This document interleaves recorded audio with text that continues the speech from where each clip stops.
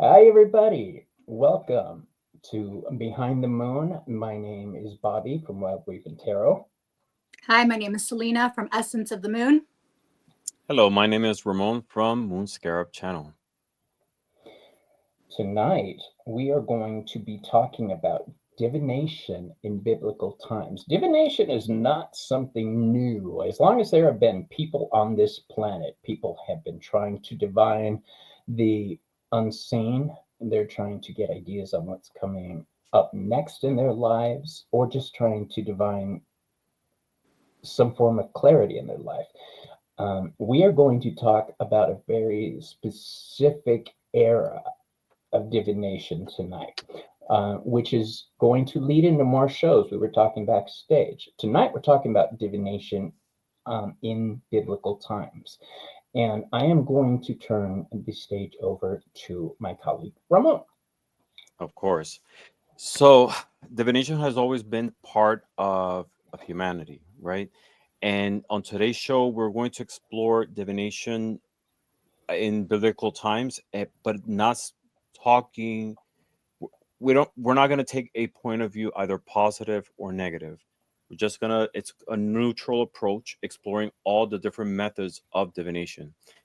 We're using the Bible because we're going to focus on that time period, but the purpose of it is not to offend anyone who sees Right. this book as a religious text.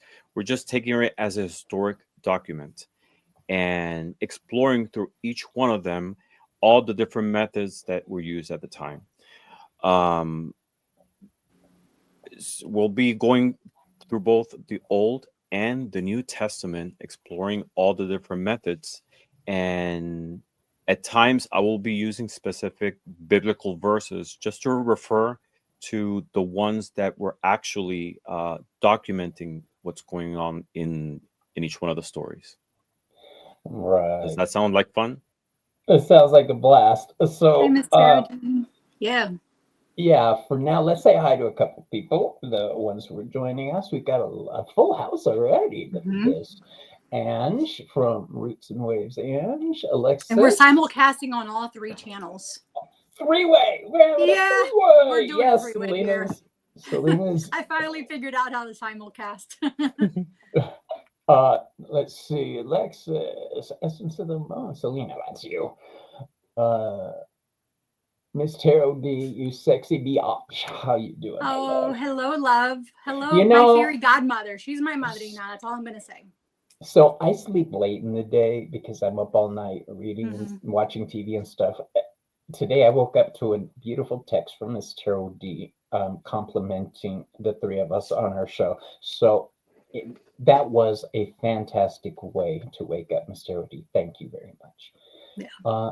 We've got Eternal Light. Hello. Heather, Indigo Jaguar. Heather. Ooh, Linda, Hershey, Nathan. I'm glad you made it, my brother. Brianne. We got a lot of people with us tonight.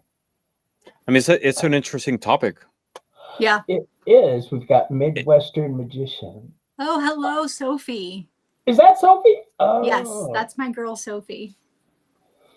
I hear you talk about wonderful people out there. Whoa, what was that? No, I know my camera's weird tonight. Like I Mine- look blue. I look kind of like green. You look like I normally look gray. Yeah. Like Joanne. ghostly. Joanne Miranda. You can't just say Joanne Miranda. You Nope. gotta say Joanne Miranda. Look at how many people we've got. Faye of the Forest. Yep. Okay. Big crone energy. I love yeah, that. she's a newer channel and she's doing so good. And like I'm just, I love watching her stuff, watching her unboxings. We've got, if I haven't said hello to you, know that I love you guys, and we're going to be saying hi to more people throughout the show. Kristen, how you doing? Hi, Kristen. Let me leave and come back. See if the color of my camera comes back to sync. Okay, I'll be back quick. Okay. Mary. Mary. Quite contrary. No, you know that song, Mary, Mary, why you bugging? It was like from the 80s or 90s. I love that You song. got it, Miss Tarot D. She wanted the wrench. Ah, yeah. I she's got one on my end. Yeah, but on mine, I had to wait for them to get on here so that I could give Right, them the wrench. right. Um, we're waiting for Ramon to come back, you guys, but I would like to give you a heads up on possible future shows and to put out there that we also always are looking for suggestions on topics that our You guys want to subscribers. hear? Yeah, let us Yeah, know what you guys want to what do hear. you what do you guys want to talk about? What are you Mhm. curious about but just don't want to deal with it? Oh, Ramon's back. Okay, yeah, I think I look a little bit more earthly. Yeah, you do. All right. All right. Why don't we go ahead and get this party on the road?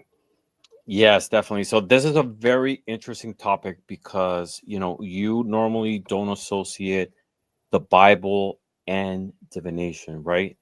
Um, there are two things that normally seem to be opposite, but in reality, the Bible, it's, you know, as a document, as a, you know, collection of different scriptures, uh, covers a lot of different time periods, and it's a record of, you know, human behavior, human interaction with the divine, but, you know, nonetheless, it's the way humans interact with, you know, their environment, either divine, physical, society, etc.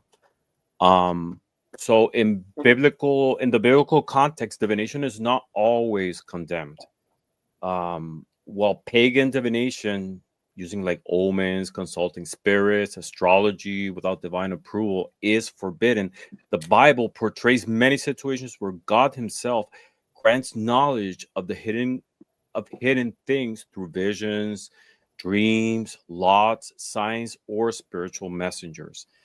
This practice explicitly is never called divination in the positive sense directly, but it fits the broad definition, which we understand what divination is, which is seeking insight into the divine or the unknown through different methods.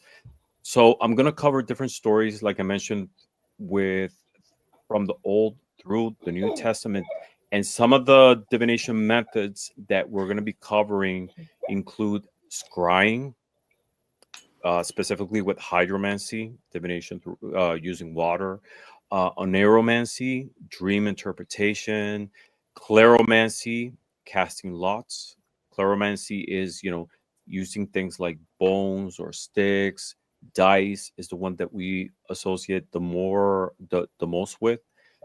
But in this case, the scriptures call it casting lots. We're going to explore theomancy, which are divine signs or wonders, which the Bible is full of them. Uh, Urimancy, this one is a new one because it's specifically to something in the Old Testament, and I'm going to elaborate on that. We'll talk about astromancy, which is reading the heavenly signs. And you know what story in the Bible had a miracle or a sign portrayed in the heavens? And if you don't remember, we'll go into that. And necromancy, which even though it's prohibited completely in the scriptures, there is one story, one instance in which, according to the scriptures, God allowed uh, divination through the invocation of of a dead person, of a spirit, to be able to be executed. Um, and the first one we're going to start with is oneromancy, and this is dream interpretation. And the story that, yeah, and the story that we're going to be referring to is the one when Joseph interprets the Pharaoh's dream. And if you remember, I think there's a Disney movie called Prince of Egypt, and it kind of Great like song. It's such a good what movie. I love that song. Prince of Sorry, you Egypt. got like, yeah, Uh, It's a Sorry, good we movie. geeked out for a second. I Yeah. know we Sorry. did. We're like, wow, the Prince of Egypt. And this is an illustration that I put together for it. But let's first talk about who was Joseph. So Joseph was the 11th son of Jacob. And if you remember, Jacob is that character in the Bible who fought with an angel for a blessing. He fought with him all night, and he was renamed from Jacob to Israel, which is Yeah, the Christian nation, Radigan. you know. And Israel, what it means is he who fought with God. So Jacob had 11 sons, but there was one specifically that he favored, that was favored by his father and his brothers in jealousy. When Joseph was a teenager, their brothers sold him into slavery, and he was taken to Egypt. And despite hardships, God, according to the scriptures, was with Joseph, and eventually he rose into a position of trust. So, like I mentioned, he was sold by his brothers to traders. How nice, right? Your brother selling you to slavery just because they were jealous. And he ended up in the hands of a high Egyptian officer, and his name was Potiphar. And while he was in the household of Potiphar, Potiphar's wife was trying to seduce him. Joseph was a slave working at Potiphar's house. She was trying to seduce him, but he wouldn't give in. And one day during one of those instances that she was trying to get his hands on him, he resisted and he flew the scene, leaving his clothes behind, and she ended up with the clothing. So she accused Joseph of assaulting him, sexual assault. So Joseph ended up in jail. He was thrown into prison. And while he was in prison, Joseph correctly interpreted the dream of two fellow prisoners. One of them was the Pharaoh's cupbearer, and the other one was a baker. And later, when the Pharaoh of Egypt had this particular troubling dream that no one could interpret, the cupbearer remembered that Joseph interpreted a dream for him, and he recommended him to the Pharaoh. So the Pharaoh of Egypt had two symbolic dreams. And I think this is one that we remember a lot. And one of them was the 7 fat cows being eaten by 7 skinny cows. And the other one associated with it was 7 healthy ears of grain being consumed by 7 thins. And Joseph then was brought from prison, and he told the Pharaoh that the dreams were from God, revealing 7 years abundance, and they were followed by 7 years of famine. And specifically, the text, and I'm going to read this, says, "And Joseph said to Pharaoh, the dreams of Pharaoh are one. God has revealed to Pharaoh what he is about to do. The 7 good cows are 7 years, and the 7 good ears are 7 years. The dreams are one. The 7 lean and ugly cows that came up after them are 7 years, and the 7 empty ears blighted by the east wind were also 7 years of famine." Right? So no one could interpret this dream, but Joseph saw through the signs and divine connection uh, the message. And Pharaoh was so impressed that he immediately appointed him the second in command over the whole land of Egypt, the second after the Pharaoh himself. And Joseph executed a administrative plan, storing food during the years of when there was plenty in abundance, and he saved Egypt and the surrounding nations, including his own family, from the famine. Surrounding nations, we can think of maybe Sudan in the south of Egypt. There were one kingdom. That's where Upper Egypt used to be what today is Sudan, and Lower Egypt is the country of Egypt. So, in summary, here revelation, divination, in a sense, through dreams, there was a divine message in which it was revealed that the coming famine to the Pharaoh through the symbolic dreams was interpreted correctly by Joseph with divine intervention, and Joseph's insight helped save Egypt, Israel, and all the surrounding countries.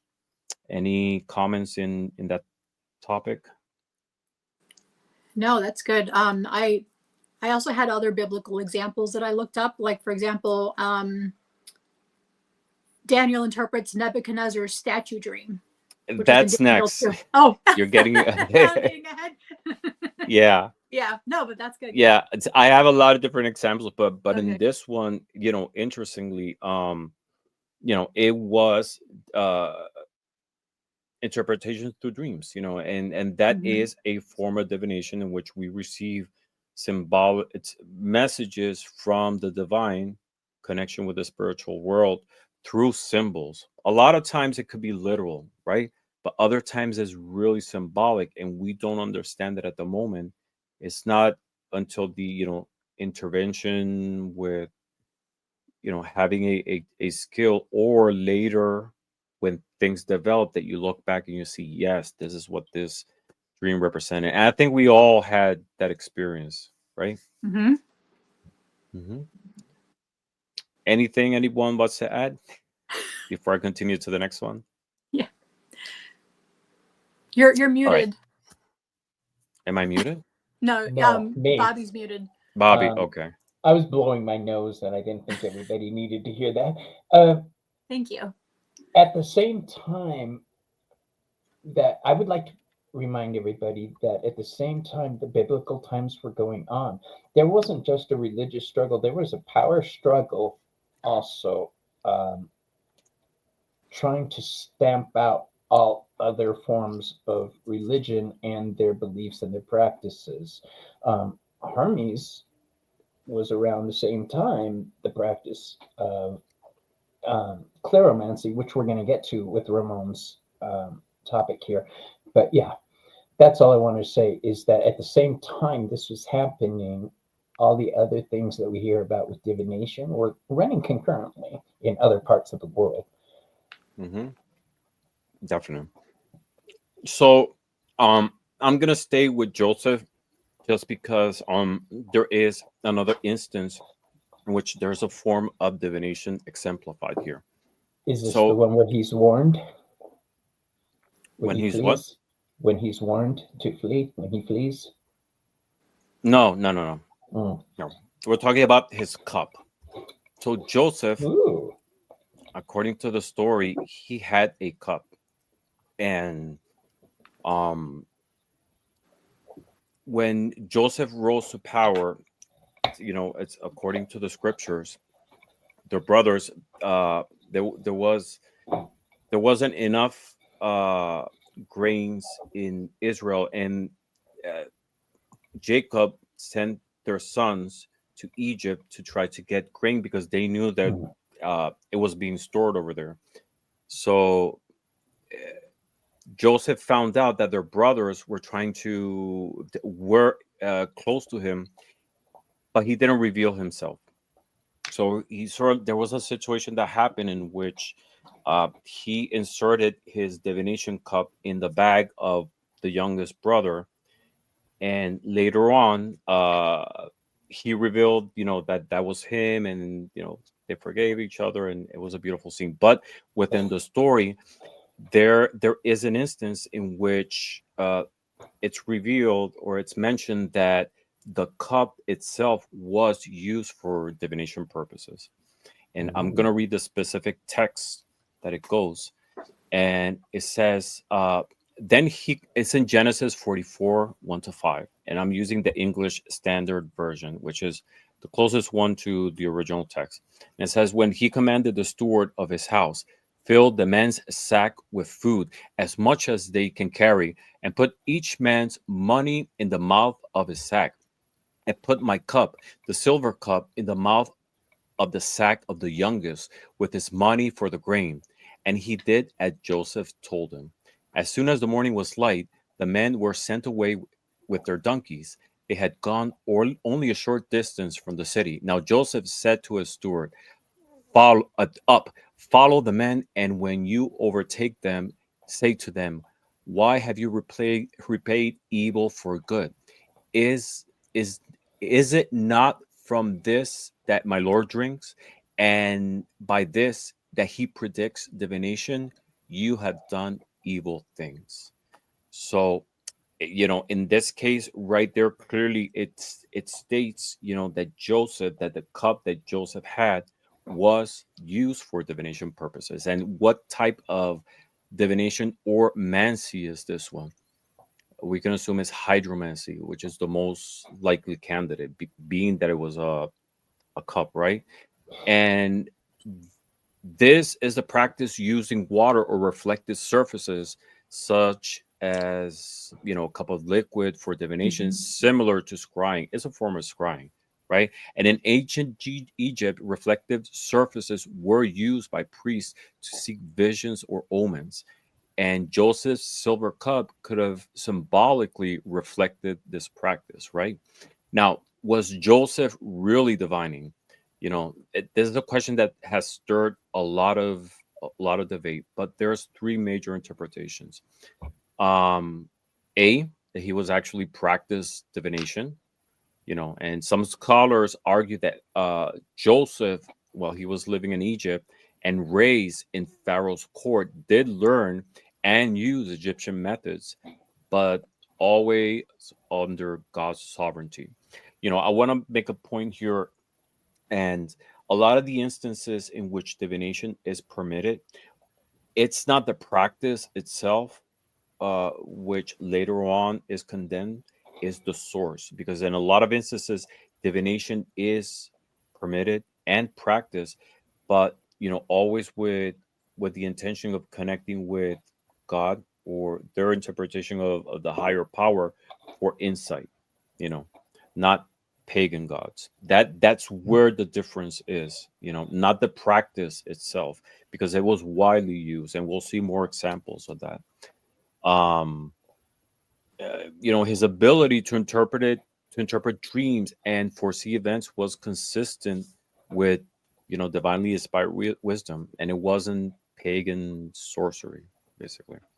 Now, that's A. B, he was pretending for strategic purposes, right?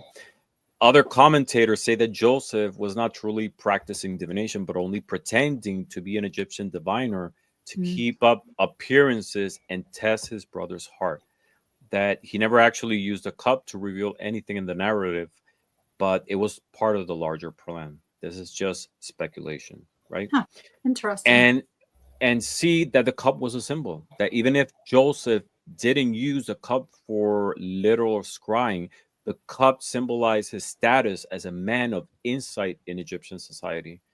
Um, it might have been understood culturally as a tool for a seer, much like magicians or priests in Egypt used them, right?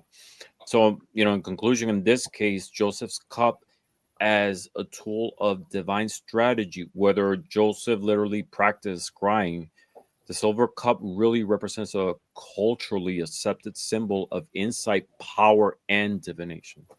And in Joseph's case, it became part of God's plan, the divine plan, to reconcile his family and preserve Israel. Because after that, all 12 tribes of Israel uh, came actually from Jacob, from Israel himself. So it was part of the plan to try to preserve them, to later on, have the nation through their descendants. And if you use hydromancy, it was sanctified by purpose and sovereignty, right? And if not, if you accept one or the other, he still use it as a symbol without sin, showing that divination is judged by source and intent, and not merely by appearance. So that's I the second have in my instance. notes, touching on what you just said, I put in my notes, divination is, what is it? I can't really remember any. Oh, a frequent Divination is seen as a form of communication with the divine, in this case, God. Uh, Prophets or seers may act as interpreters. Well, Mm-hmm. somebody just said if Mhm. your intent is right, if it's on the approved divination list, is basically what I'm going for. Because there's Mm-hmm. also a non-approved Yeah, there are divination non-approved we had, you know. divinations. Yeah, I'm sure we're going to cover I'm those. sure we're I gonna didn't cover mean to that too, so interrupt. I'm not jumping. Yeah, I didn't mean to interrupt you, Mm-hmm. Ramon. Go for it. No, that's fine.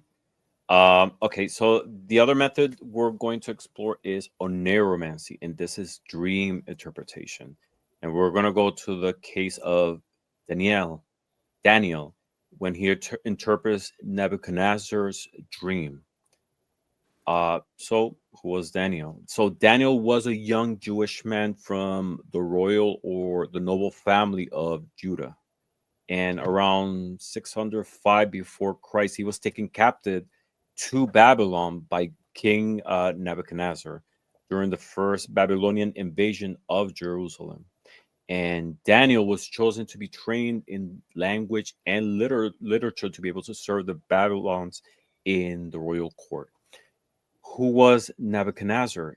It was actually Nebuchadnezzar the second, and he was a powerful king of Babylon. He ruled between 605 and 262 before Christ, and he actually expanded the empire, and he was known by a lot of military conquests and a lot of building projects, including what we know, the Hanging Gardens of Babylon.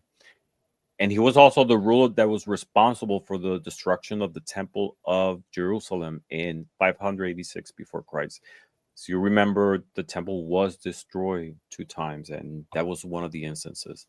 So what happened in this case? Nebuchadnezzar, he had a troubling dream that none of his wise men, magicians, enchanters, or even astrologers could interpret it. And in anger, and more than anything in fear, he ordered the execution of all the wise men of Babylon, including Daniel and his friends. And Daniel, when he heard about this decree, he requested time to seek an interpretation. So he and his friends prayed, and the divine source revealed the dream and the meaning to Daniel that night. And what was the dream? The dream was actually of a great statue made of different materials. The head was gold, the chest and arms were silver, the belly and thighs were bronze, the legs were made of iron, the feet were partially iron and clay, and a stone cut without any human hands or any type of hands struck the statue's feet, shattering the entire image. And the stone became a great mountain of a great mountain that basically filled the whole earth. And what does this dream mean? So Daniel explained that the divine was revealing the future of the world empires, the whole kingdom of Nebuchadnezzar. The head representing Nebuchadnezzar's kingdom, which was Babylon. Mhm. And then the other sections symbolize the subsequent kingdoms. Traditionally, they're interpreted as the Medo-Persia Empire, the Greek kingdoms, Rome, etc. And the stone represented God's eternal kingdom, which will destroy human kingdoms and last forever. And Nebuchadnezzar was so awestruck by by the interpretation, and to him it made so much sense that he bowed before Daniel and promoted him to a very high position and acknowledged that Daniel's God was the God of all gods and Lord of all kings. And uh, this is another example of dream interpretation, oneiromancy in this case, that we see in the Bible. um Anything that you guys want to add before I continue? No, Mhm. dreams are on the approved list as long as you're getting it from the right source in the Bible. Um, no, You covered everything I had in my notes and more. I know mine. I Now, mean, my notes too. I feel so chintzy now. I feel like I didn't do enough. I know I'm doing all this homework, and he has all of it plus more. Yeah. You're no, amazing. Yeah. We'll see. no, We're not done yet. mhm. No, it's making a pause in Nebuchadnezzar for a second. There's a text in the Bible that goes in detail of other practices that he did. Let me see if I can pull it up. Uh, there was I do have on here Matthew 120. there we go. Joseph is, this is what I was talking about. Joseph is warned in a dream to flee with Mary and Jesus. I had them Yeah, backwards. Okay. yeah, this one. So Nebuchadnezzar practiced also divination by entrails of animals, and this is known as extipacy or harupacy, and it was very common practice in the Near East, but generally it's not portrayed positively in the Old Testament, and in fact, it's also usually associated with pagan nations, and was condemned by Israelite standards. Um, it's mentioned it in falls into the as unclean category. yeah, Mhm. uh-huh. So the text that refers to that, it says, "For the king of Babylon stood at the parting of the way, at the head of the two ways, to use divination. He made his arrows bright." So it's talking about divination through arrows, which is a method also. He consulted with images, and he looked into the liver. So it's in this passage, it describes Nebuchadnezzar as using different forms of divination. Like I mentioned, arrow divination, which is belomancy. Um, Terrafin consultation, which is to consulting images, condemned in other texts as idol worship, but it was also a form of connecting with the divine. And hepatoscopy is called liver inspection. So they will sacrifice an animal and pull the liver. And in this case, it was the only direct reference in the Bible to liver divination, which is, a typical practice back then. And Wow. the practice presented as foreign and pagan. And, like I mentioned, in this case, it was condemned, right? Um, Mhm. it was so common that I was reading that they had like different casts of liver to train the the seers What? on the different meanings of what it could be. I'll tell you what the first thing I thought of when I learned about entrails. In the liver is something I hadn't really thought about, but the entrails. The first thing I thought of was, who the hell said, you know what I'm going to try? I'm going to stick my hands into these guts and see what I see. Who was the Yeah. first one that jumped off that bridge? That just blows my mind. I mean, because if you think about it, the liver is that organ that filters impurities from the blood, right? Ooh, And good. I'm sure there's different, I don't know, patterns or formations, depending on the different diseases The or air eating and their habits. diet and everything like Yeah, that, right? So and it would these all will filter form. out through the liver. Yeah, Wow. and is something so essential, so pure, so powerful as blood going through that organ. And also it should, I'm sure it forms like different patterns. Like we scry, I don't know, with tiles in the bathroom or patterns in Oh, I do the that too. fabric. Yeah. Yeah. Yeah. Mm-hmm. Patterns So in I'm the sure that, clouds. Patterns. yeah, Yeah. Yeah. Patterns on your marble countertop. You look at patterns like that all the time, or a crystal. You can mm-hmm. stare at it and find a Huh. bunch of little patterns on there, and come up with you're using some type of divination doing that. So yeah. Totally. All right. Let's go to the next one. And the Bring it next on. one is cleromancy, casting lots. Now you're into my territory. Yeah, cleromancy, casting lots. So casting lots was an ancient practice, and it was used to make decisions to determine the course of action, and it was often believed to reveal divine will. And then it involved using objects like stones, sticks, marked pieces, similar to what we Mhm. have nowadays, dice, and they were thrown or drawn at random, and the outcome was interpreted to be a decision made or guided by God in accordance to the Bible.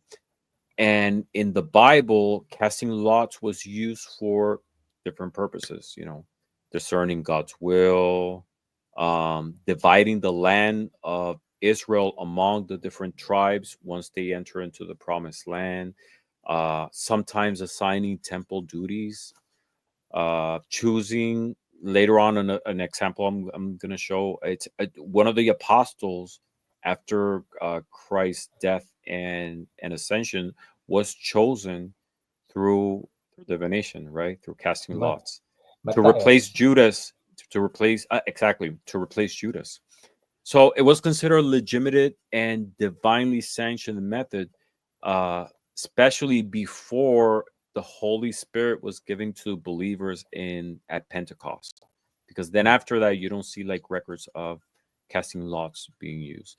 And the first example I'm going to talk about is Joshua when he divided the land by lot.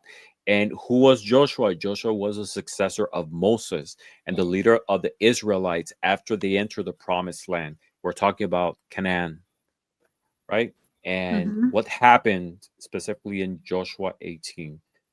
At this point of the narrative, the Israelites already entered the promised land and won several military victories over its inhabitants. And different tribes and other ones, different tribes receive their their lands, right? But there were 7 tribes that didn't receive any territory that was was available or allotted to them. So he started dividing the land by casting lots before the Lord, trusting that God will direct the outcome. Why casting lots? Casting lots was biblically sanctioned and it was a way of seeking God's will. It wasn't gambling. It was a No. sacred method that relied on divine sovereignty to make impartial decisions. And the process showed that in this case, the divine was not man, was in control of the land distribution, specifically in this case. Um, the other example that I was bringing was, like you said, Matthias chosen to replace Judas, and this is in Acts 1:24 One. to 26. Yeah. Yeah. So For those who wonder why I know some biblical verses, my mom sent me to Christian high school because she didn't want to be accused of indoctrinating her kids. So yeah, that plus I got kicked mm-hmm, out of all the other ones. So yeah, I do have a little bit of Christianity in my background there. mm-hmm, Um, yeah. So when after, I'm sorry, go ahead. the other one in the Bible with lots was Aaron cast lots to determine the scapegoat. Um, I'm not familiar. I don't remember that story. I don't know if you have anything on that. Which one? Which one's that? Leviticus 16:8. Aaron cast Mm-hmm. lots to determine the scapegoats. Oh yeah, I read of that one. I just wanted to focus on certain ones, but there's like so many Mhm. examples Oh yeah. in the Bible of casting lots. It was a very common practice. Um, Up to the point that there is one method or one specific tool that I'm going to go into that was part of the garment of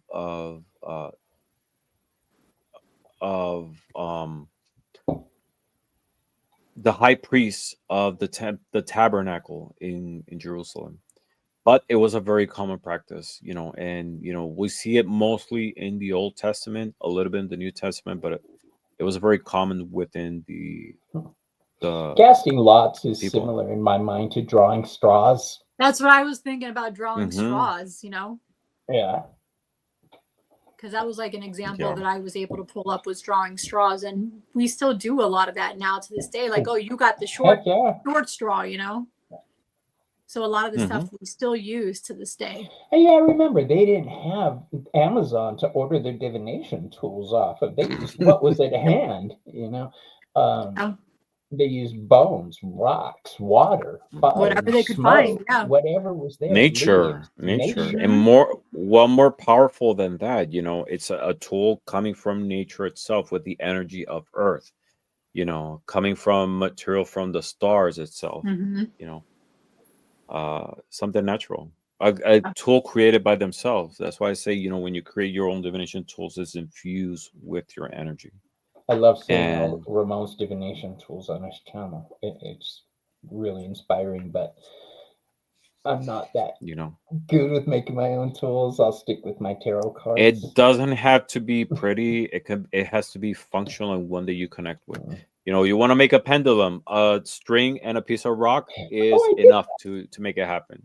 I wear You know? this on my neck. It's a big crystal, but I lengthen the chain and use it like floor length. Mm-hmm. It gets a bigger swing, and I just enjoy using this one more Yeah. than the shorter ones. And go on. All right. So after Judas, there's actually two Judas in the Bible, and we're talking about Judas Iscariote, which was one of the disciples, the one who betrayed Jesus. Mm-hmm. So after he was gone, some stories say that he hanged himself. The other one that he died in an open field. They needed to restore the number back to the 12 apostles. And why 12? Because this represents like the 12 tribes of Israel, and it maintained that symbolic and functional completeness for them. The chosen men needed to have been baptized with Jesus and being a witness of his ascension. So what they did, they prayed, asking God to reveal who was the person to be chosen, and they cast lots. You know, like I mentioned, as a method used throughout the Old Testament to see God's will. And this shows that they weren't leaving the decision to chance, but trusting the divine for an outcome. And the law fell on Matthias, indicating that he was God's choice. And he was officially counted as one of the 12 apostles to replace Judas. When did this happen? This actually happened after Jesus' ascension and before Pentecost. And you can read about this in Acts 2nd. And this happened between 30 and 33 after Jesus, Anno Dominus. And this was one of the first major decisions of the early church after Jesus left them. It was based in divination. So what's the key point here? You know, this event shows that even before receiving the Holy Spirit at Pentecost, the early believers were guided by prayer, scripture, and the trust in the divine sovereignty. How? Through casting lots. It wasn't random, but it was framed by deep dependence in the divine. Yeah, it was seen as God's hand in intervening in matters. It was seen as God controlled, used for making decisions when human judgment was insufficient. That's the big one right there. If they couldn't figure out what the hell to do, cast a lot. And I think that was probably easier for them to do it in some way. Be like, hey, I mean, I'm not the one that picked. It was, it was the divine that picked for you. I didn't pick that you're getting this lot. Yeah. The divine did it. So that was like to like take the blame off of them, and like in another way of not having people mad at them for how it was decided. It's not on me. God did it. It came up that way. Yep. I mean, like the story, I just remember it's like the story with Jonah also and the whale. He was in a ship and this sudden storm came and they knew there was someone in the ship that because of them the divine was upset, so they casted lots and it fell on Jonah, and he was kicked out of the ship, out of the boat, and he ended up in the whale. And there's you can read the whole story of it. But Yeah. if you go back and see what method was it that they chose to be able to determine who was it, it was through casting lots. So this was a method that was very, very common during the Old Testament historical time frame up to the New Testament until Pentecost, and then after that it's not mentioned anymore. And so he says it's a good way to not get blamed if it didn't work out. Right? It's Yeah. Celina. The other thing was it brought to mind flipping a coin, casting same thing. It's just one step away. You know, rolling dice, all of that stuff. I'm sorry, it wasn't me. It was divine intervention. They're the ones, you know, God's the one that picked that, you know, that for you. So, you know, you can't get mad at me for it. You guys watching in chat, please post your comments and questions as we go. And if we can answer them, we will. If we can't, we'll look it up and probably bring it up on a later show, I'm pretty sure. Yes. So staying within the lot method, there was two very powerful lots that the Bible mentions in the Old Testament. And we're going to talk about Urimancy, which is Urim and Thummim. And Urimancy refers to the divination or the seeking guidance through the Urim and Thummim. These are, it sounds funny, but it's actually two stones that were mentioned in the Old Testament. And this form of divination is not condemned, but rather instituted and commanded by God in specific context, making it one of the few biblically sanctioned methods of seeking God's will. And what were these, the Urim and Thummim? The Urim and Thummim were elements of the breastpiece of judgment worn by the high priest of Israel. Right? And the exact nature of the Urim and Thummim is unknown. The Bible doesn't describe their physical form or exactly how they function. So scholars are speculating that they might have been stones, engraved symbols used to receive like a binary yes or no, light, dark, one side or the other responses from God, right? So the Urim and Thummim, who gave the command? God gave the command and the instructions directly to Moses on Mount Sinai. See, I know these words in Spanish. In English, at Mount Sinai, during the design of the priestly. Yeah, because I was raised in a Christian household, and this was back in Puerto Rico, so I know all these stories. But some of the words I know them in Spanish, like the pronunciation in English is not. So where can we find this? We can find in the book of Exodus, specifically in Exodus 28:30. And let me see if I had the text.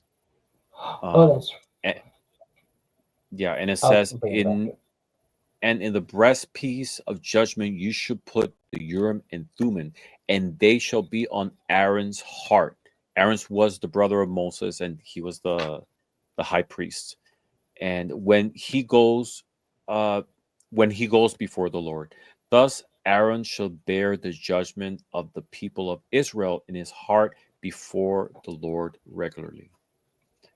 And why did they use him? To inquire God's will in a lot of decisions, national decisions, in times of need, in times of warfare, in times of judgment.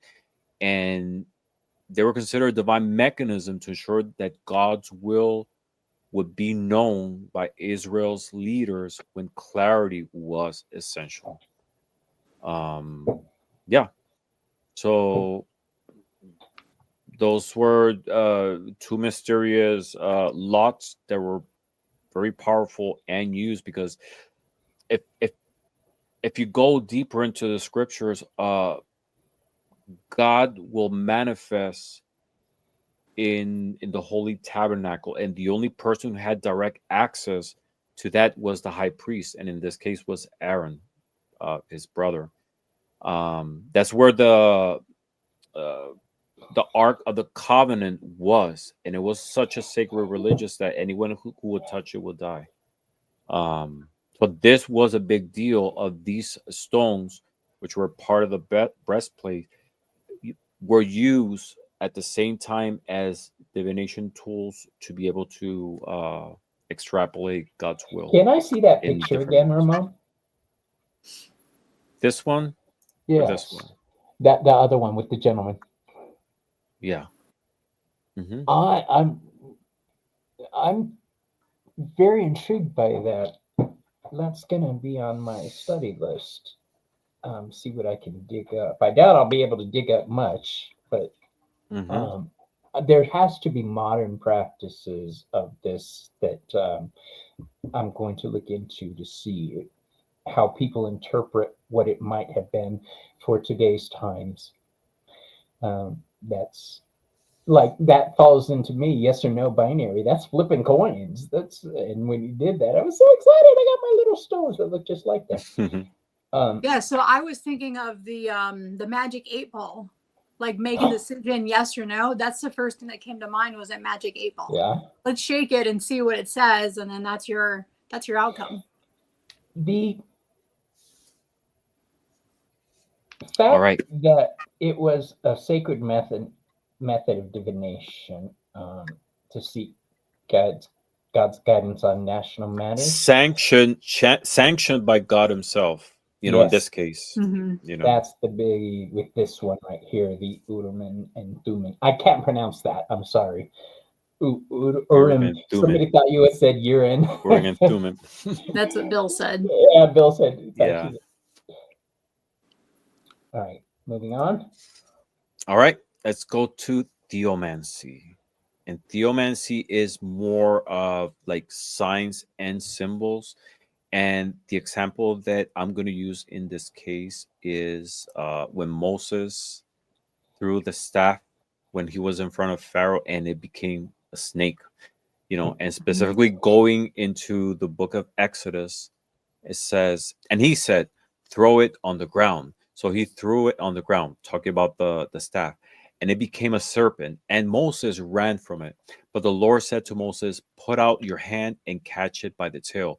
So he put out his hand and caught it, and it became a staff in his hands, that they may believe that the Lord, the God of their fathers, has appeared to you.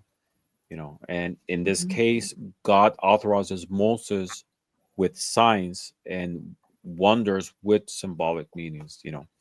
And if going into the story, the magicians try to replicate the same situation. They threw their staffs and it became serpent, but his serpent ate the other serpents. So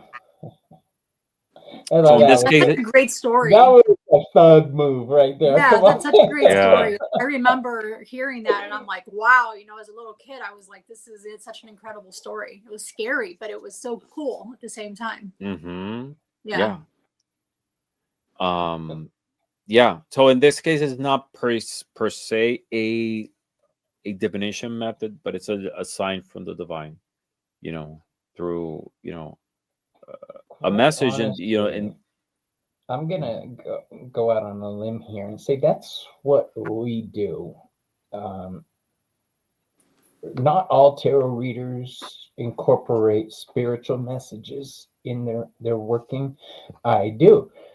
I get messages when I do my tarot readings from my guides, my gods, my ancestors, but I know when my gods are speaking, it has a very distinct feel to it.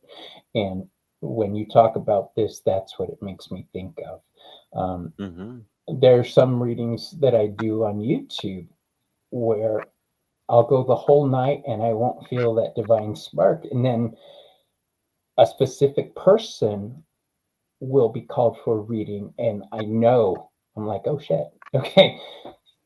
Pay attention, boo. This is important, right? This is something I'm honored to be able to do. And yeah, not all readers or psychics do that. It's incorporating that spiritual aspect into it. Don't mind me, I just get off on tangents. You're fine. We're good. Well, we all get our. I just see Ramon delivering some of his messages, and I know where those messages are coming from. Celina, same thing. I know that these are from the divine. It has a different flavor to it. Correct. We all deliver it differently. You know, we all get our messages differently, and we all deliver it differently, which I'm sure was the same thing back in the biblical times as well.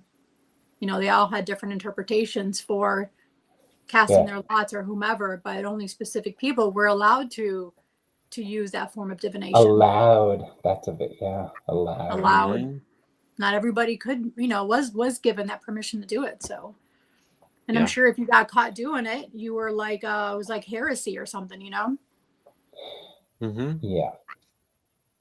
All right. So we're ready to the next example. There's another example of theomancy here, and it's in the story of Gideon and the fleece, which is in the book of Judge, specifically on chapter 6:36.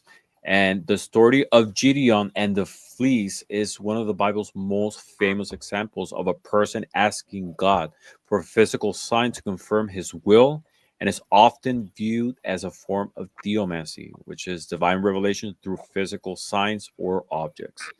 And who is Gideon? Gideon was called by God to deliver Israel from the oppression of the Midianites. And God chose Gideon, who was an uncertain and hesitant man, to become a judge and a warrior for his people. And despite receiving visitation from the angel of the Lord and a miraculous sign, a fire consuming by an offering, Gideon still lacked confidence. So before leading Israel into battle, he asked for additional confirmation. So there's the fleece test, which was a request for a sign.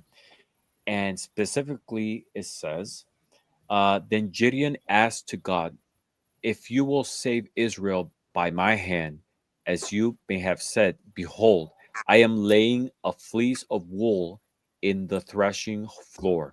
If there is dew on the fleece alone, and it's dry on all the ground, then I shall know that you will save Israel by my hand, as you have said. And it was so.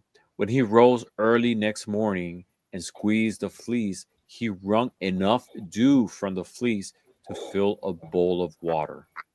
So, in this case, Gideon asked God to make dew appear only on the wool fleece that he left outside overnight, while the ground around stayed dry. And in this case, it was a precise sign that he requested, and it was delivered exactly. Now, Gideon was a very insecure person, and this is the first example in the Bible that through a divination method, someone is seeking clarity. Sometimes when we're reading and we pull a card and we're not very confident of the meaning, or it's not clear, etc., we pull another card or other tools seeking clarity. So in this case, he seeked further clarity on this situation because he still was in a little bit of doubt. So in Judges 6:39, there's another text that says, then Gideon asked God, let not your anger burn against me. Let me speak just once more. Please let me test just once more with the fleece. Please let it be dry on the fleece only, and on all the ground let it be dew. And God did so that night. And it was dry on the fleece only, and all the ground there was dew.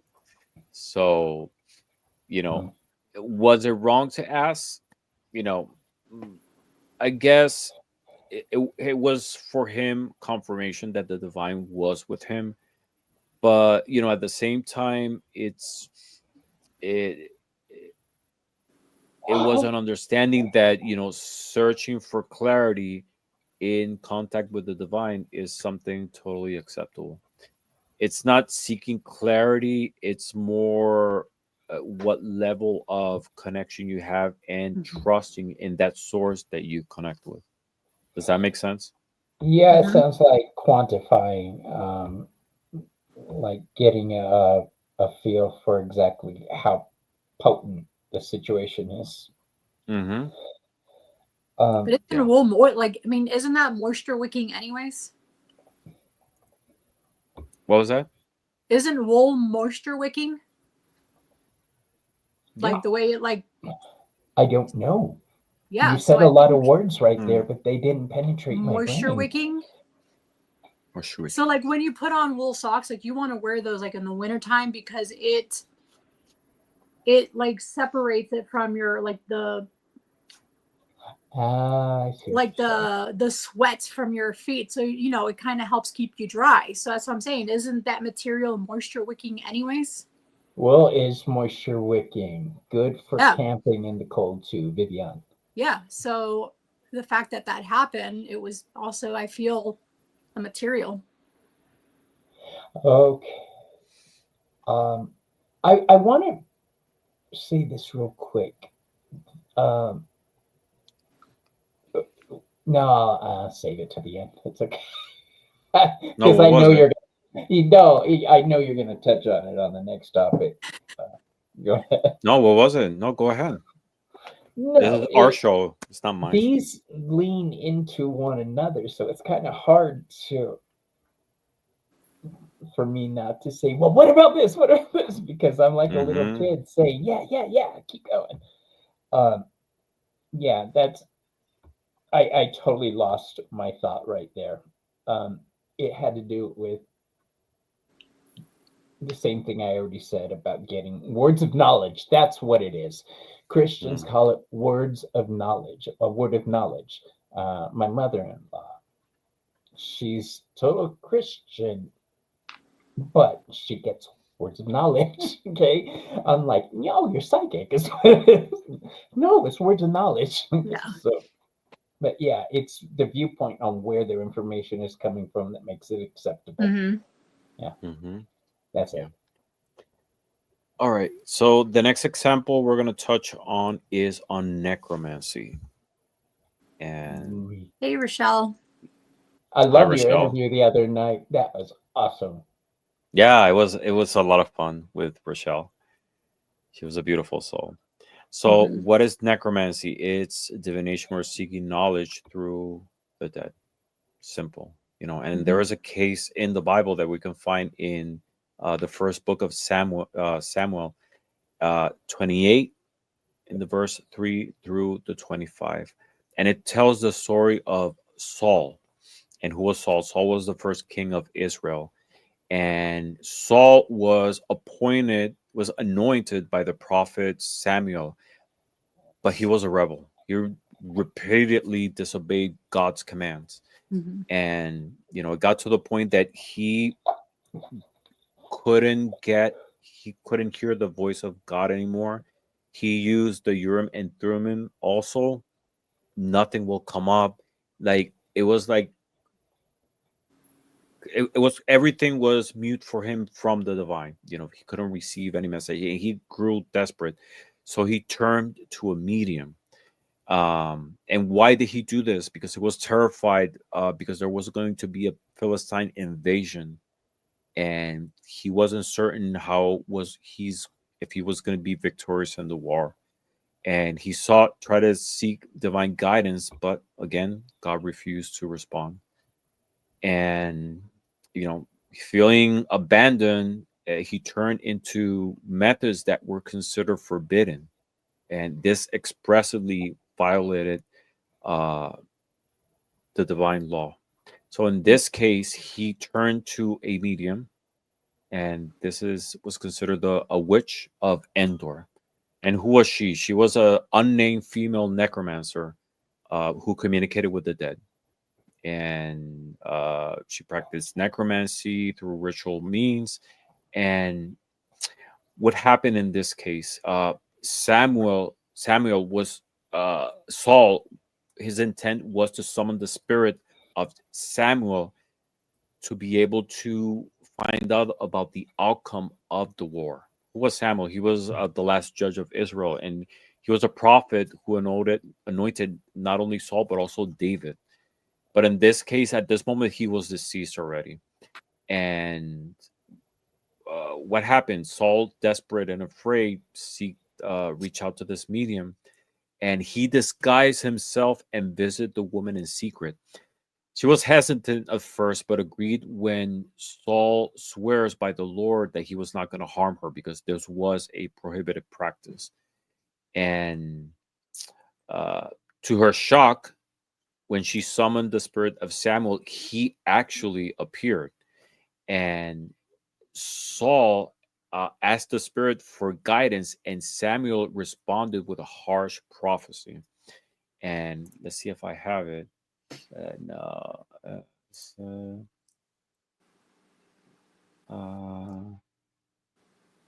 then Samuel said to Saul, "Why have you disturbed me by bringing me up?"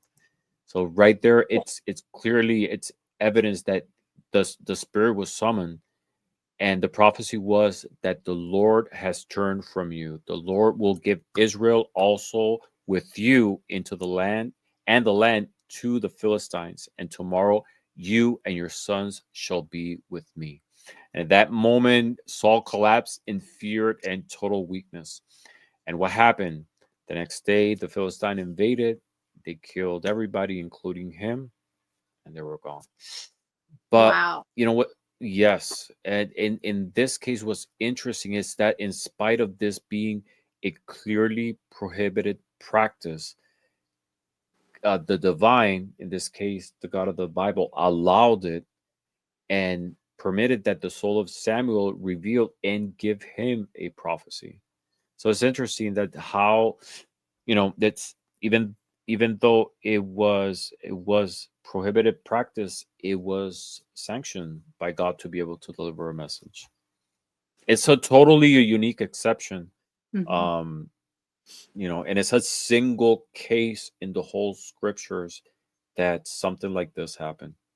I mean, to the point that the medium herself, according to the scripture, she was shocked, implying that she Like, I did didn't think not. that would work.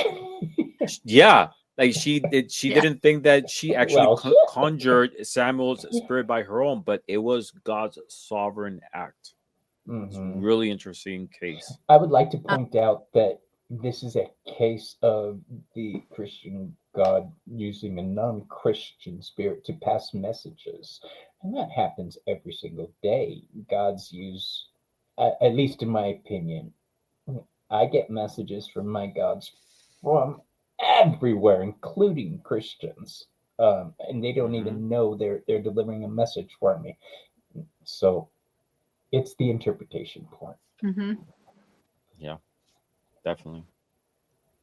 All right. Are we ready for the next and last case? Always. This is my Yes. So favorite one. we're going to talk about astromancy. No, this isn't what I thought it was going to be. Well, astrology. Yeah. Do you have one? No, that was it. I was just talking. I have in my notes Isaiah condemns the Babylonian astrologers. Daniel rebukes the court astrologers, claiming only God reveals mysteries.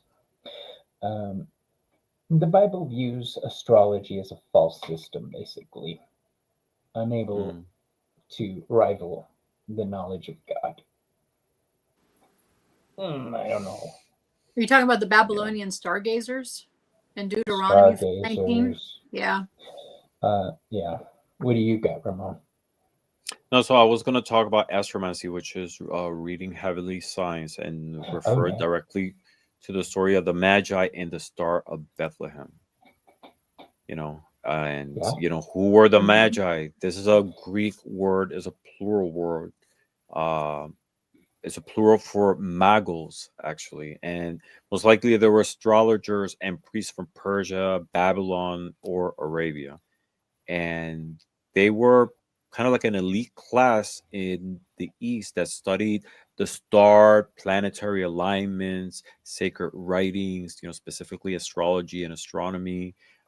dream interpretation, and other omens.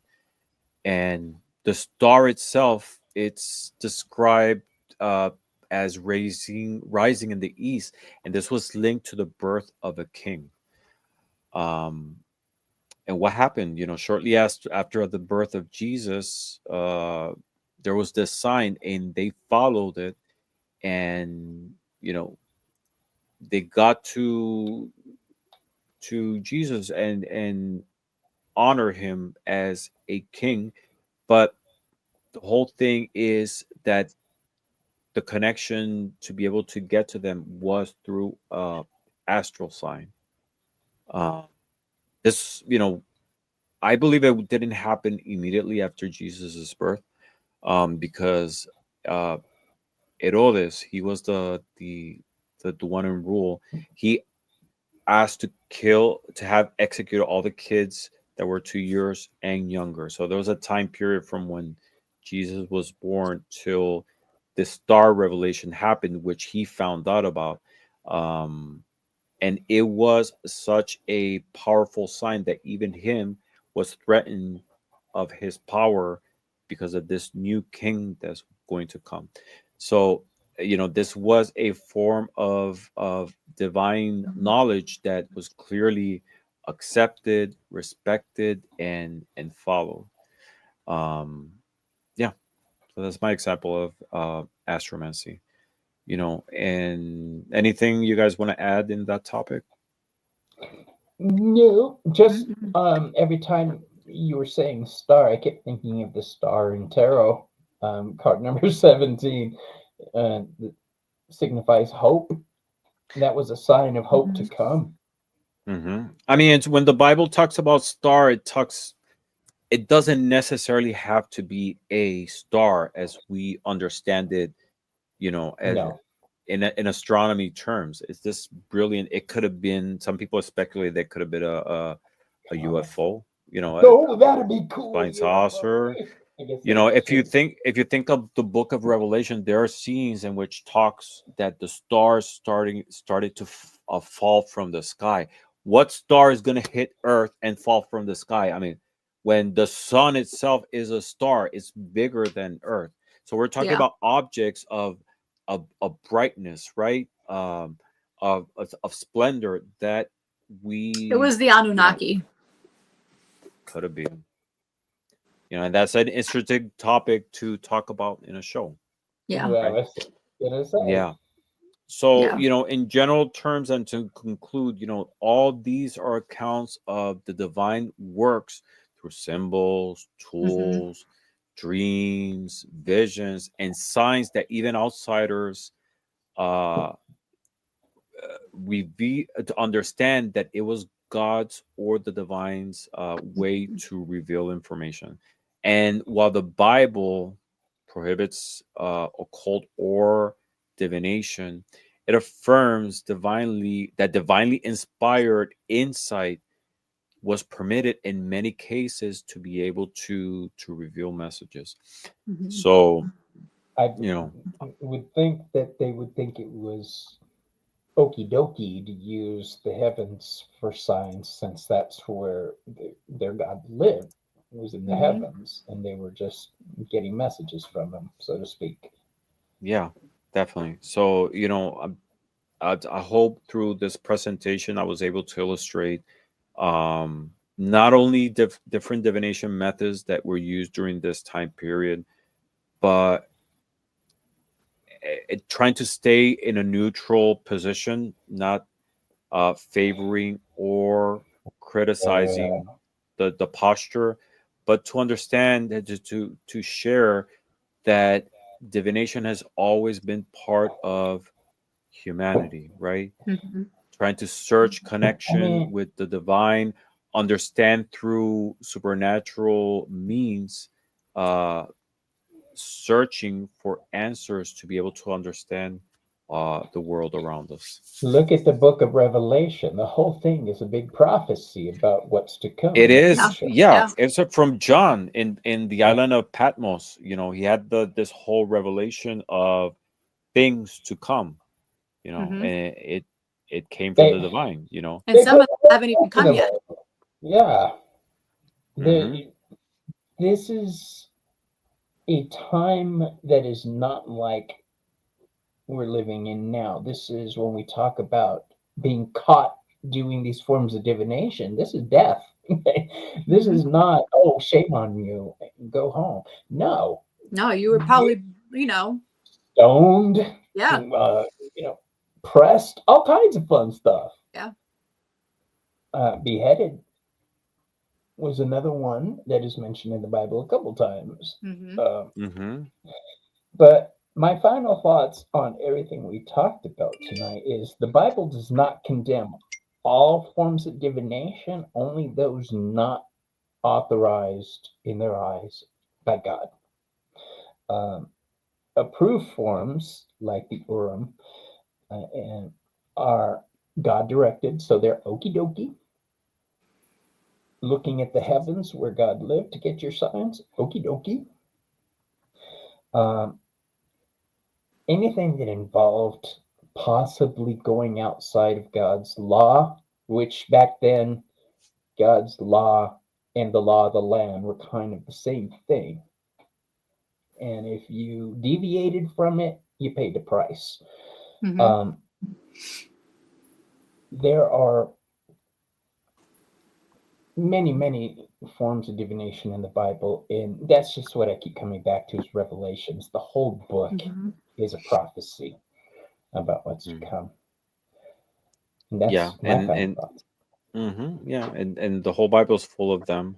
So it's not necessarily the method is the source that's put in moral value, but it's at the end, it's the whole point here is to illustrate that divination has been with us throughout history. Us as humankind, we still connect with it. We still use that as a tool for insight, for connection with the divine, and it will continue. Rochelle says, so only certain people can determine what is inspired by God. Seems like a conflict of interest to me and very much about controlling the narrative always. Yes. And if you want to really dig into it, look up the council in 325 and in Constantinople and see how that went down. That's, yeah. And if you're interested in this contrast between divination and specifically to the Bible, a very interesting tool is this deck here, is the Biblical Tarot. Hold on, let me make you bigger. Yes, I got this deck from Celina, so thank you, Celina. You're welcome. It's beautifully done. There's actually a black and white version of it, which I want to get sometime in the future. Yeah. But it's beautiful, and you don't have to believe in Christianity. Like I have other decks that are like Buddha inspired or like it's different philosophical, religious, or spiritual philosophies in the shape of tarot or cartomancy in general. You don't have to necessarily believe in the faith to be able to appreciate the beauty of the positive that these different religious streams contribute into our life, because at the end it's about taking what's positive, what works for us, and applying it into our lives. How did Charlton Heston enter into this conversation? Oh, when he played Moses. Okay. Oh yeah. That was good. I have learned a very long time ago. I don't know if I ever said this on air or if you guys remember it, but I was a runaway as a youth. And when I was 15, they sent me back home through this organization in Louisiana. They sent me back to California. What happened was while I was in this home, it was like a group home for kids. I was there for a couple of days. It was run by Catholic nuns, and I happened to have a tarot card deck with me at the time, so I read cards for a nun. And yeah, that's You did? one of my favorite memories. I had no clue what I was doing. I was just starting my tarot journey. I was freaked out to be reading for a nun, and she had that attitude of like, "Go ahead, let's see what you got." I love it. Yeah. What is wrong with my picture?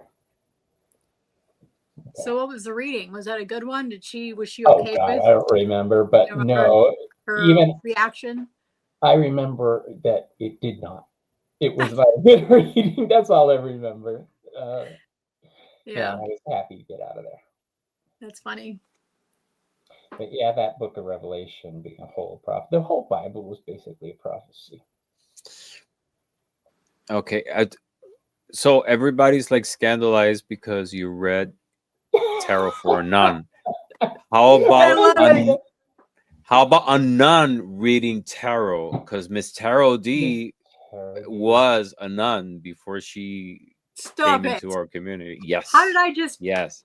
How am I out here, Miss Tarot D? You're learning all kinds of stuff. I don't know if she's still around, but she was a nun. So I was a nun in a past life, and I remember that really, she was a nun well in this one. But I was in a past life, not this one. Yeah. Oh my God, that's so cool.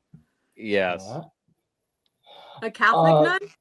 Yes, a Catholic nun with a wimple and everything. Yeah. A monk specifically, but I say nun. Yeah, we say nun. So,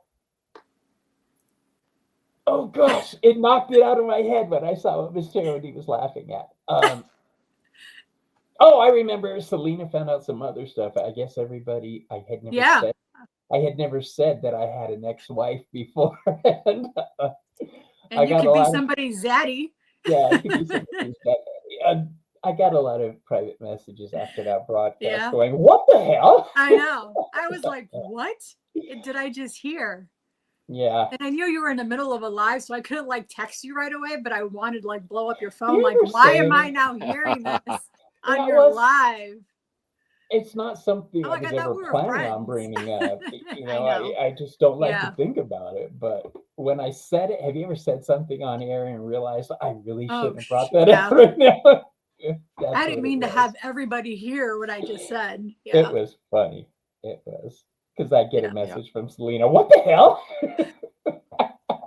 I did it. I'm like, we need to get on our live early tomorrow so that we can have a conversation about what just happened. So, what are your individual viewpoints on divination in biblical times? I think like I mentioned, it was part of the culture. Each culture has their own methods, and we explored a lot of them here during the show. Different cultures have their different methods, right? But I think what the common denominator in all cultures is trying to connect with the divine.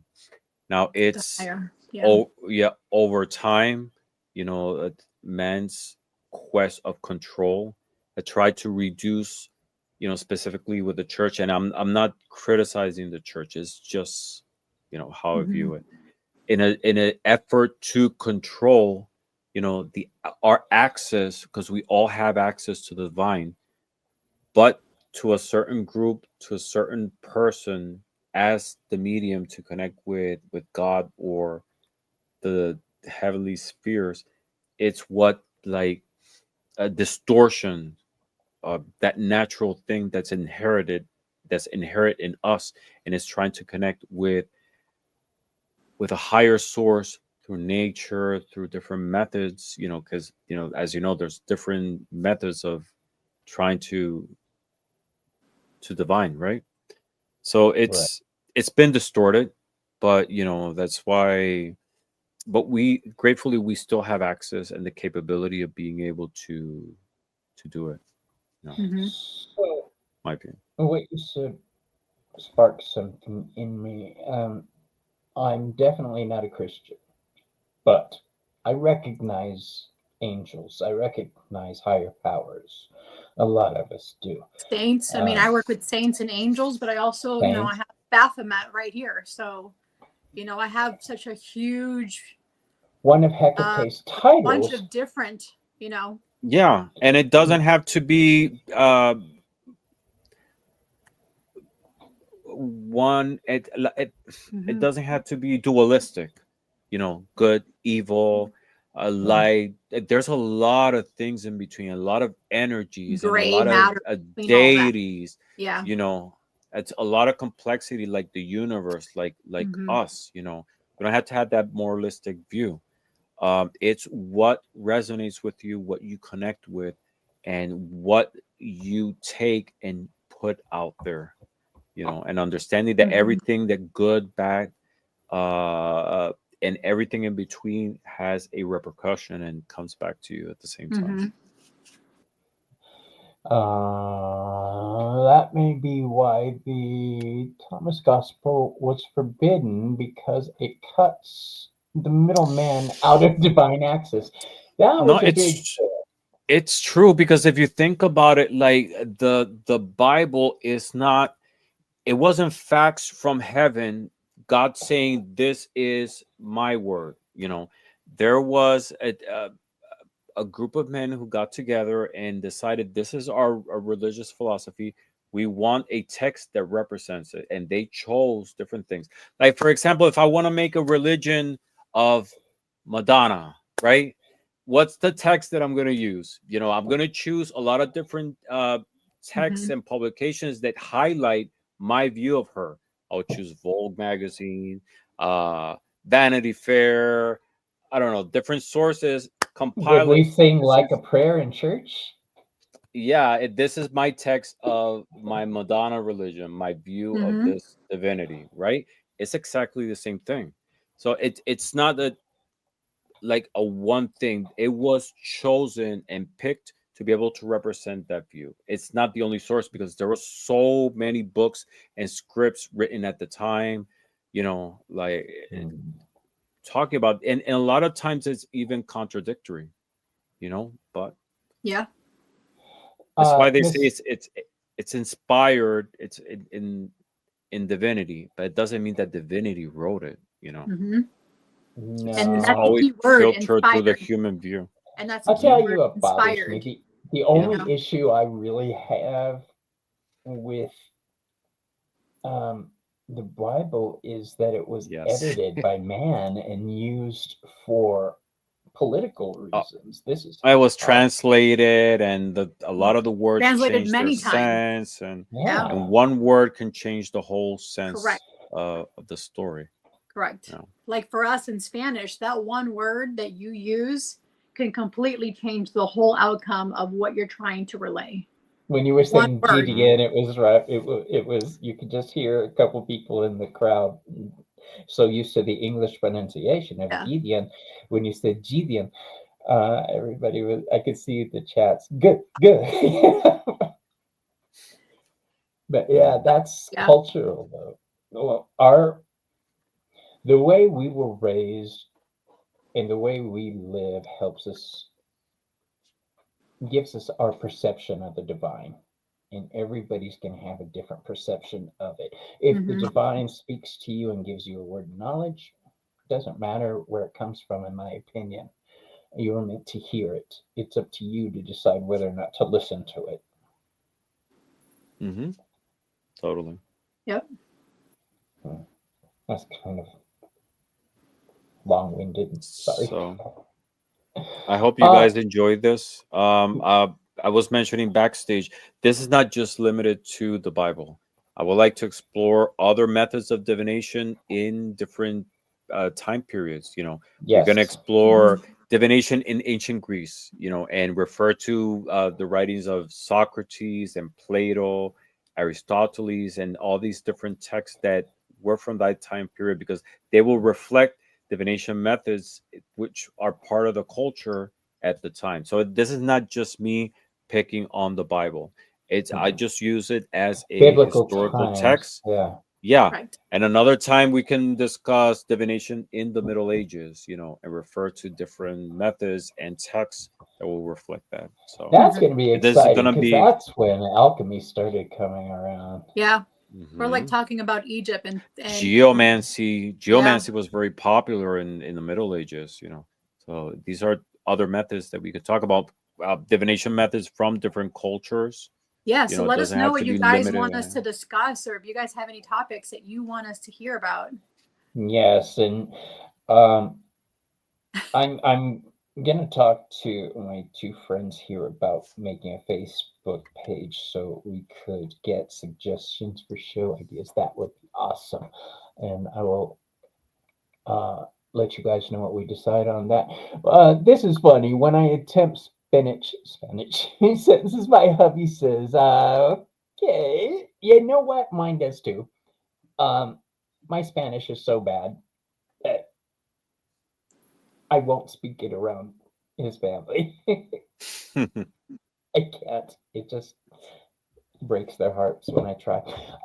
Anyway, so everybody, I want to thank you for being here tonight. Next week, Celina, do you want to let everybody know what's going on? Yeah, so for next week, Hold on. I will be leading like Ramon did on this episode, and we're going to be discussing different forms of spell casting, spell work. So if you guys have any questions or want me to touch in on a specific topic in spell,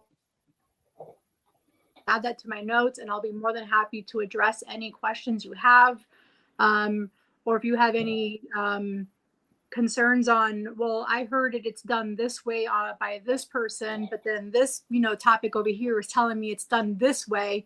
What's the right way to do it? And not that I'm going to like give you exactly the right way. I'm going to lead you into you deciding what the right way is for you. But yeah, let me know what you have questions about, and shoot me a message, an email on. I mean, I'm on Instagram. I'm on obviously here on YouTube.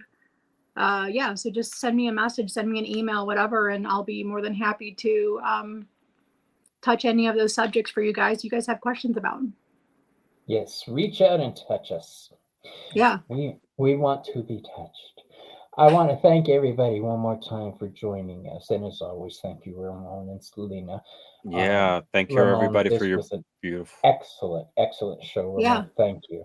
And all of our Thank chatters you. in the chatting, like you guys all did a great Yes, job. you're And amazing. it's lovely to hear your guys' feedback and your opinion on things. I mean, we love hearing that. So definitely Yeah. come back and start chatting away and meeting other people and subbing to other people's channels on here. I think building our community and making it bigger and stronger is definitely something that I would love to continue to do here. So That's a big thing. New people to other people and so forth. That's the main reason we do this. We want to bring the community together in new and exciting ways. Yep. And we all appreciate the hell out of you. Yeah. Thanks, Jess. All right, y'all. What do you guys got coming up? Anything this week? No, I just have my show on Thursday for me. So yeah, I have an interview on the 28th with Kaylee from Woo Woo Wonderment. Looking forward to that. In orbit with. Yeah, I'm available this weekend. If anyone wants to do a live or anything, just hit me. This is my birthday this weekend. It is. Saturday. It's on Saturday. Yes. Happy early birthday. 34, 35. What? Yeah. He's going to be 35 I'm in the years old. No, at 29. I'm still at 29. Oh, sorry. 29 for over like 3 decades. No, I will be 52, and I'm proud to made it this far. I need to see your driver's license. Yes, I'm proud to made it this far. Yeah, because not a lot of people can get. It's a privilege to get old. It's a privilege to get gray hair because many people don't get to do that. Yes, definitely. And more than anything, being able to share with such beautiful people like here in the community, which, I always look forward to it. And thank you for both of you for sharing your energy in this show. I really love interacting with you guys, sharing these shows. It really fills me and brings a lot into my life and also to the community. So thank you for being so awesome and special. I love you both. Thank you. I love you guys. All right, everybody. We'll see you on our next show. Be sure to tune in. And this weekend, I've got Friday. The more intuitive me is going to be on Behind the Cards. Ooh, how fun. On Saturday, Sun Psychic Jean will be Behind the Cards. Or did I get those days? And Bill has some exciting people come. I know he's not on our show, but he's in the chat room. I'm excited about his, his interviews. I love our community. It's just so fun. Yeah, right. He has Lexi going on, who's one of our big supporters, and then he has my really good friend Yadira from Underneath the Veil of Marigold. So I'm excited about that interview. Yeah, you got me watching her channel too. I know. So yeah, definitely. I mean, we have such an incredible community that's just very embraces everyone, wants to get to know everyone. Come on my show, and I want to interview you. I want to know who you are. Like all of that. It's just such an incredible way to bring us all together. So thank you guys for doing that. All right, everybody, we are out of here, and we will see you on the next episode. Bye, guys. Have a great night. Good night. Bye.